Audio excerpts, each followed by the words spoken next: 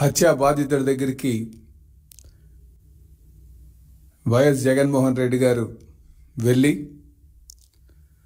మరొకసారి శవ రాజకీయాలంటే ఏంటో నేడు మరోసారి నిరూపించినటువంటి జగన్మోహన్ రెడ్డి గారికి మేము తెలియజేసేది ఒకటే, తెలుగుదేశం పార్టీ ఎప్పుడు కూడా హత్య రాజకీయాల్లో గడిచిన 40 సంవత్సరాలుగా ఏ రోజు కూడా లేదన్న సంగతి మీరు గమనించాలని చెప్పి ఈ సందర్భంగా తెలియజేస్తున్నాం. ఒక బాధిత కుటుంబం దగ్గరికి వెళ్ళి పరామర్శించడం కాదు, రాజకీయం చేయడానికి వెళ్ళాననే విధంగా వారు అక్కడ మాట్లాడడం, వారు ప్రసంగం ద్వారా మనం ఒకసారి బట్ట బయలైందని చెప్పి ఈ సందర్భంగా తెలియజేస్తున్నాం. ఎందుకంటే జరిగిన సంఘటన దగ్గరికి వెళ్ళి రేపు మేము అసెంబ్లీలో జరిగేటువంటి గవర్నర్ ప్రసంగాన్ని ఆపుతాం, అలాగే ఢిల్లీలోకి వెళ్ళి మేము ధర్నాలు చేస్తాం అంటే ఇది దేనికి సంకేతం ఒకసారి మీరు సమాధానం చెప్పాలని చెప్పి మేము తెలియజేస్తున్నాం. అలాగే కాకుండా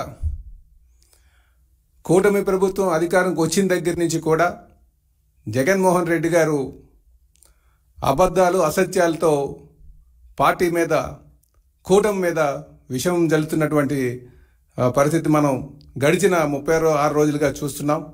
ఈరోజు మీరు గమనిస్తే తెలుగుదేశం పార్టీ మీద మొదటి నుంచి కూడా ఏదో విధంగా వీరు ఒక అసత్య ప్రచారాలని, ముఖ్యంగా ఏదైతే ఒక ఇద్దరు వ్యక్తుల మధ్య జరిగినటువంటి గొడవని తెలుగుదేశానికి ముడేయడం చాలా దారుణం అని చెప్పి ఈ సందర్భంగా తెలియజేస్తూ, అలాగే ప్రతిదీ కూడా వ్యక్తిగత కక్షల్లో హత్య జరిగితే రాష్ట్రపతి పాలన కావాలని చెప్పడం, లేకపోతే కూటమి ప్రభుత్వం విషం చల్లడం, ఇదే కాకుండా దొరికినప్పుడల్లా జరిగిన 36 రోజుల్లోనే వీరు ఎప్పటికప్పుడు ఈ ప్రభుత్వం కేవలం హత్యలు చేయడానికే అధికారంకి వచ్చిందన్న విధంగా మీరు ప్రచారం చేయడం చాలా దారుణం అని చెప్పి ఈ సందర్భంగా తెలియజేస్తూ, అలాగే ఈరోజు ప్రజలందరూ కూడా వీళ్ళు ఒక తీరును కానీ చూస్తే, జగన్మోహన్ రెడ్డి గారు ఒక తీరును చూస్తే,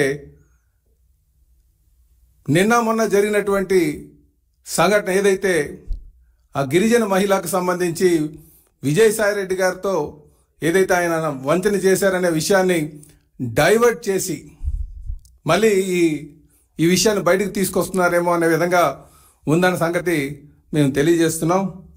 తెలుగుదేశం పార్టీ కీర్తిశేషులు నందమూరి తారక రామారావు గారు స్థాపించిన దగ్గర నుంచి కూడా నేటి వరకు కూడా ఏ రోజు కూడా హత్య రాజకీయాల్లో లేదన్న సంగతి మీరు తెలుసుకోవాలని చెప్పి ఈ సందర్భంగా తెలియజేస్తున్నాం. అలాగే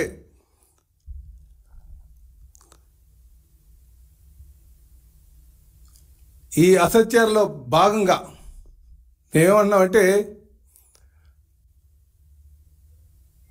తెలుగుదేశం పార్టీ అధికారంకి వచ్చిన తర్వాత వీళ్ళు ఏ విధంగా వైసీపీ నాయకులు కావచ్చు, లేకపోతే జగన్మోహన్ రెడ్డి గారు కావచ్చు, టీటీడీలో ఉన్నటువంటి వాటాని తెలంగాణకి ఇచ్చేశారని చెప్పడం, అదే కాకుండా సుమారు 15 మంది కమ్మ వాళ్ళకు మంత్రి పదవులు ఇచ్చారని చెప్పడం, అదే కాకుండా ఇంగ్లీష్ మీడియం తీసి తెలుగు మీడియం పెట్టారని చెప్పడం, అంటే ఏదో విధంగా తెలుగుదేశం పార్టీ మీద అసత్యాలు అబద్ధాలు చెప్పి ఒక ఫేక్ పర్సన్గా జగన్మోహన్ రెడ్డి గారు నడుస్తున్నటువంటి తీరు మీరు గమనించాలని చెప్పి ఈ సందర్భంగా తెలియజేస్తున్నాం. అలాగే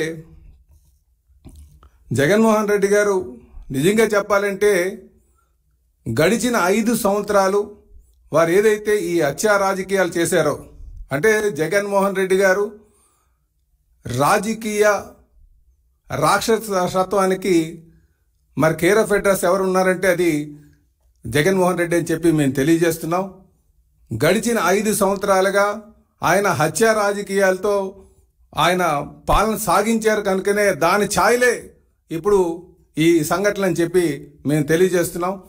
చెప్పాలి అంటే జిలానీ హత్యకి మరి ఆయన రషీద్ హత్యకి జిలానీ కారణం అన్నారు. వాళ్ళిద్దరికీ కూడా ప్రజలందరూ కూడా గమనించాలి. వీళ్ళిద్దరికీ కూడా సంవత్సరం నుంచే ఆ గొడవలు ఉన్నాయనే సంగతి మీరు తెలుసుకోవాలి. ఎందుకంటే ఆ గొడవ వాళ్ళిద్దరి మధ్యనటువంటి వ్యక్తిగత గొడవల్ని ఆ రోజు ఉన్నటువంటి ఎమ్మెల్యే గారు బోళ్ళ బ్రహ్మనాయుడు గారు ఆయన దగ్గర గత ఒక సంవత్సరం క్రితమే ఒక పంచాయతీ జరిగింది. ఆ పంచాయతీని వాళ్ళు సెటిల్ చేయకుండా రషీద్ వైపే వాళ్ళు ఉన్నారన్న సంగతి ఆ కోపాన్ని పెంచుకునే వారు హత్యలు చేశారు తప్ప హత్య చేసుకున్నారన్న సంగతి అందరికీ తెలిసిందే. కాకపోతే ఇది రాజకీయ లబ్ధి కోసం జగన్మోహన్ రెడ్డి గారు కేవలం రాజకీయ లబ్ధి కోసం ఇది తెలుగుదేశం పార్టీ మీద నెట్టుతున్నారన్న సంగతి మరి గమనించాలని చెప్పి ఈ సందర్భంగా తెలియజేస్తున్నాం. ఇప్పటికే జగన్మోహన్ రెడ్డి గారు ఆయన ఒక తీరును ప్రజలందరూ కూడా గమనించారు కనుకనే వాడిని ఇంటికి పంపించారు. మళ్ళీ ఆయన ఎన్ని చెప్పినా నమ్మేటువంటి పరిస్థితిలో ఇక్కడ ఆంధ్ర ప్రజానికం లేరని చెప్పి కూడా మేము తెలియజేస్తున్నాం. అలాగే